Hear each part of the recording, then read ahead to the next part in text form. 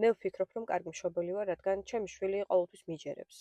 არის ძალიან ჩუმი, მშვიდი, არ მეწინააღმდეგება და შესაბამისად მეც მგონია, რომ მართლა კარგი მშობელი ვარ. ნურას უკაცრავად. ბავშვი იმისთვის არის, რომ შეგეწინააღმდეგოთ და ბავშვი იმისთვის არის, რომ არ დაგიჯეროთ. თუ თქვენი ბავშვი მორჩილია, ეს იმას ნიშნავს, რომ მას ეშინიათ თქვენი სიყვარულის დაკარგვის.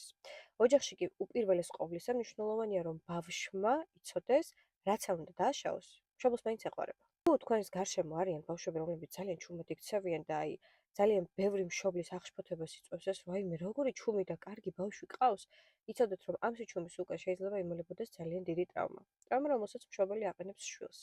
და შემდეგ, როცა ეს ადამიანი გაიზრდება, ზრდასრულ ასაკში გაუჭირდება არასთქმა, გაუჭირდება შეწინააღმდეგება, გაუჭირდება პირადი საზღვრების დაცვა, ეყოლება ვიღაც ყოველთვის, ვინც აკონტროლებს და ვინც ეტყვის რა და როგორ უნდა გააკეთოს. ამიტომ ყველაზე მნიშვნელოვანი არის ის, რომ არ გყავდეთ სრულიად დამჯერი ბავშვი და არ გყავდეთ კომფორტული ბავშვი. შეეცადეთ, რომ არ გაზადოთ კომფორტული ბავშვები მხოლოდ და მხოლოდ იმისთვის, რომ ზრდასრულ ასაკში მათ არ გაუჭირდეთ ცხოვრება.